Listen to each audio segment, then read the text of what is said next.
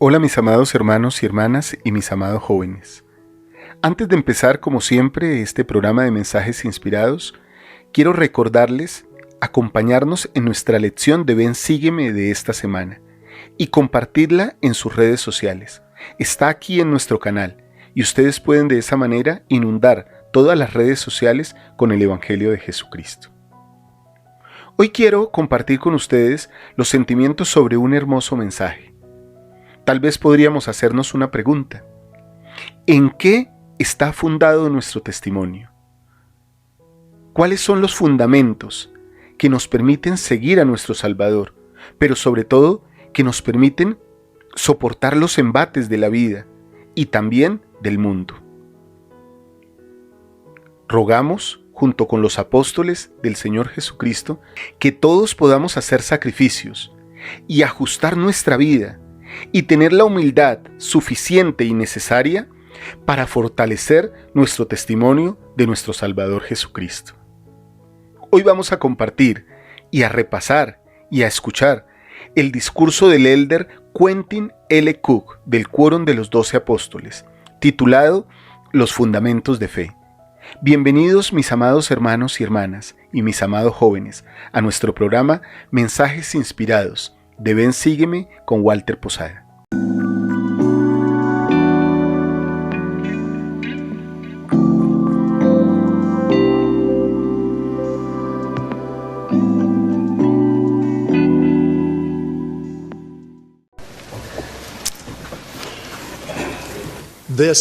Esta ha sido una magnífica conferencia general.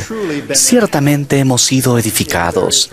Si hay un objetivo preeminente en las conferencias generales, este consiste en edificar la fe en Dios el Padre y en nuestro Salvador Jesucristo. Mi mensaje trata sobre los fundamentos de esa fe.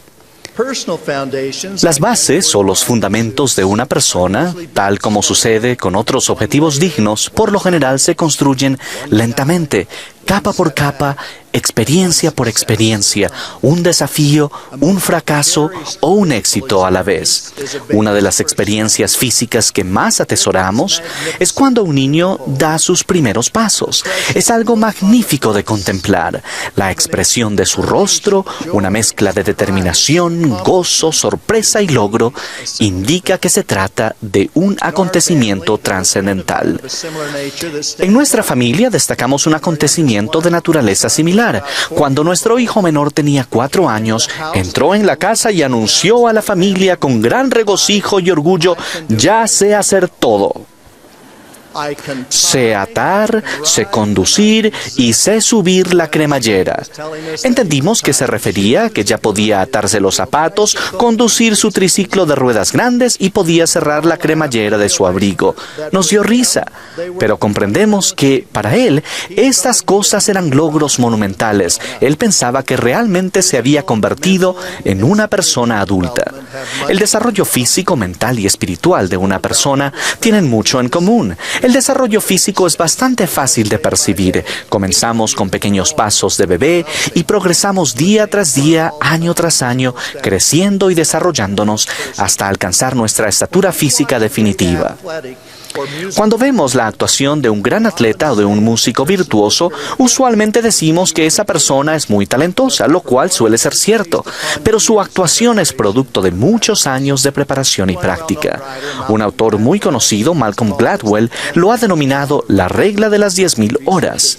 Los investigadores han determinado que es necesario practicar esa cantidad de tiempo en los deportes, la música, el mundo académico, las profesiones especializadas, la medicina, el derecho, etc. Uno de esos expertos afirma que se requieren 10.000 horas de práctica para alcanzar el nivel de maestría que permite otorgar reconocimiento mundial como experto en cualquier campo. La mayoría de las personas entienden que tal preparación y práctica es esencial para alcanzar un entendimiento óptimo en lo físico y lo mental. Lamentablemente, en un mundo cada vez más secular, se pone menos énfasis en la cantidad de preparación espiritual necesaria para llegar a ser más como Cristo y para establecer los fundamentos que conducen a una fe duradera. Nosotros tendemos a realzar los momentos sublimes en los que hemos recibido entendimiento espiritual. Esas son ocasiones preciadas en las que sabemos que el Espíritu Santo nos ha confirmado verdades espirituales especiales al corazón y a la mente. Nos regocijamos en esas ocasiones y no debemos restarles importancia de ninguna manera, pero para tener una fe duradera y la compañía constante del Espíritu, no hay nada que reemplace el desarrollo religioso personal, el cual es comparable al desarrollo físico y mental. Debemos edificar sobre esas experiencias que a veces se asemejan a los pasos iniciales de un bebé. Eso lo logramos al comprometernos consagradamente a asistir a las sagradas reuniones sacramentales, a estudiar las Escrituras, a orar y a servir según se nos haya llamado. En una esquela fúnebre reciente acerca de un padre de 13 hijos, se informaba que su lealtad hacia la oración diaria y el estudio de las Escrituras influyeron profundamente en sus hijos, otorgándoles un fundamento inquebrantable de fe en el Señor Jesucristo. Tuve una experiencia a los 15 años que fue fundamental para mí. Mi fiel madre se había esforzado valientemente por ayudarme a establecer los fundamentos de fe en mi vida. Yo asistía a las reuniones sacramentales, la primaria, los hombres jóvenes y seminario. Había leído el Libro de Mormón y siempre había orado personalmente. Por entonces, pasamos por una experiencia intensa como familia cuando mi hermano mayor estaba considerando la posibilidad de servir en una misión. Mi maravilloso padre, que era un miembro menos activo de la iglesia, quería que él prosiguiera con sus estudios y no sirviera en una misión. Ese asunto se convirtió en un tema de contención.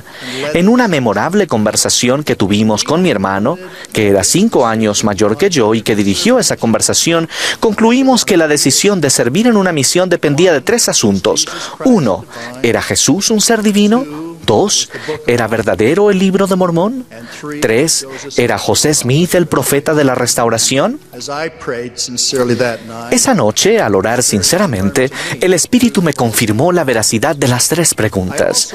Llegué también a entender que casi todas las decisiones que tomaría el resto de mi vida se basarían en las respuestas a esas 3 preguntas. En particular, comprendí que la fe en el Señor Jesucristo era esencial. Al mirar atrás, reconozco que gracias a mi madre principalmente, conté con los fundamentos en mi vida para recibir una confirmación espiritual aquella noche.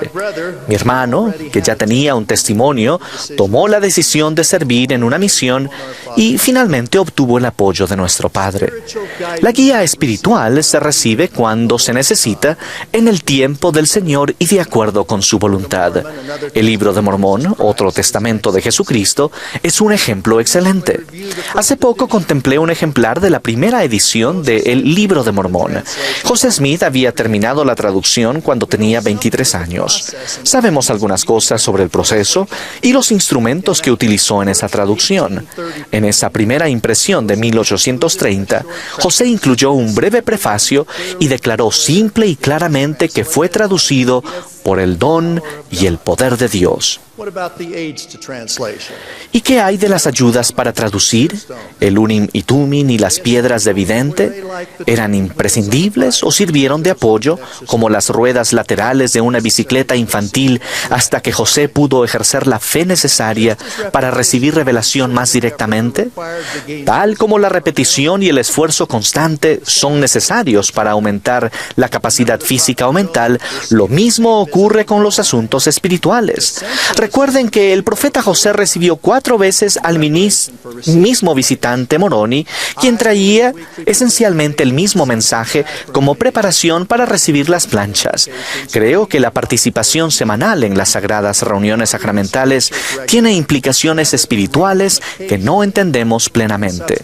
El meditar en las Escrituras en forma regular, en lugar de leerlas de vez en cuando, puede reemplazar nuestra comprensión aprobación superficial por un aumento sublime de nuestra fe que cambiará nuestra vida. La fe es un principio de poder. Permítanme dar un ejemplo. Cuando era un joven misionero, un gran presidente de misión me guió para estudiar a fondo el relato de las Escrituras que se encuentra en Lucas 8, acerca de la mujer que padecía de flujo de sangre desde hacía 12 años y había gastado en médicos todo lo que tenía sin que pudiera curarla. Lo mencionó el Elder Nelson en una sesión anterior. Hasta el día de hoy este sigue siendo uno de mis pasajes favoritos. Recordarán que ella tenía fe en que sanaría si lograba tan solo tocar el borde del manto del Salvador. Cuando lo hizo, fue sanada de inmediato. El Salvador, que caminaba junto a sus discípulos, dijo: ¿Quién es el que me ha tocado? Pedro respondió diciendo que todos ellos, al caminar juntos, le oprimían. Y Jesús dijo: Alguien me ha tocado, porque yo he percibido que ha salido poder de mí. En inglés dice virtud, palabra cuya raíz puede interpretarse fácilmente como poder. En español y portugués se tradujo como poder. Sin embargo, el Salvador no había visto a la mujer. Él no se había centrado en su necesidad, mas la fe de ella fue tal que con solo tocar el borde del manto hizo uso del poder sanador del Hijo de Dios. Y el Salvador le dijo: Hija, tu fe te ha sanado, ve en paz. He meditado en ese relato durante toda mi vida de adulto. Me doy cuenta de que las oraciones y súplicas personales a nuestro amoroso Padre Celestial, hechas en el nombre de Jesucristo, pueden traer bendiciones a nuestras vidas más allá de lo que podamos comprender. Los fundamentos de fe, de la clase de fe que demostró esta mujer, deben constituir el gran deseo de nuestros corazones. Por otra parte, los fundamentos iniciales de fe, incluso acompañados de confirmación espiritual, no significan que no enfrentaremos desafíos. La conversión al Evangelio no implica que todos nuestros problemas se solucionarán. La historia de los primeros años de la Iglesia y las revelaciones registradas en Doctrina y Convenios contienen ejemplos excelentes de cómo establecer fundamentos de fe al tiempo que enfrentamos las vicisitudes y los desafíos que todos tenemos. La construcción del templo de Kirtland fue un acontecimiento fundamental para toda la Iglesia. Estuvo acompañada de manifestaciones espirituales, revelaciones doctrinales y la restauración de llaves esenciales para continuar con el establecimiento de la Iglesia. Al igual que los apóstoles de la antigüedad en el día de Pentecostés, muchos miembros tuvieron maravillosas experiencias espirituales en relación con la dedicación del templo de Kirtland. Pero al igual que ocurre en nuestras vidas, eso no significó que ellos no iban a enfrentar desafíos y adversidades al seguir adelante. Esos primeros miembros no sabían que enfrentarían una crisis financiera de los Estados Unidos, el pánico de 1837, que pondría a prueba sus almas mismas. Un ejemplo de los desafíos que se derivaron de esa crisis financiera lo vivió el Elder Parley P. Pratt, uno de los grandes líderes de la restauración. Él era miembro original del Quórum de los 12 Apóstoles. A comienzos de 1837, su amada esposa Thankful falleció mientras daba a luz a su primer hijo. Parley y Thankful habían estado casados casi 10 años y el fallecimiento de ella lo dejó desolado. Pocos meses después, el Elder Pratt se encontraba en una de las circunstancias más difíciles que la Iglesia había experimentado. En plena crisis nacional, los problemas financieros locales, entre ellos la especulación con los terrenos y las dificultades de una institución financiera fundada por José Smith y otros miembros de la Iglesia, generaron discordia y contención en Kirtland. Los líderes no siempre tomaron decisiones financieras prudentes en sus vidas. Parley sufrió considerables pérdidas económicas y por un tiempo se resintió con el profeta José. Le escribió duras críticas a José y se expresó en su contra desde el púlpito. Mientras tanto, Parley decía que continuaba creyendo en el Libro de Mormón y en Doctrina y Convenios. El Elder Pratt había perdido a su esposa, sus tierras y su casa. Sin informarle a José, Parley se marchó a Missouri. Inesperadamente se encontró por el camino con los apóstoles Thomas B. Marsh y David Patton, quienes regresaban a Kirtland. Ellos sentían la gran necesidad de restaurar la armonía en el quórum y persuadieron a Parley a que regresara con ellos. Él llegó a comprender que nadie había perdido más que José Smith y su familia. Parley acudió al profeta, lloró y confesó que lo que había hecho estaba mal. En los meses posteriores a la muerte de su esposa Thankful, Parley había estado bajo un oscuro nubarrón y lo habían vencido los temores y las frustraciones.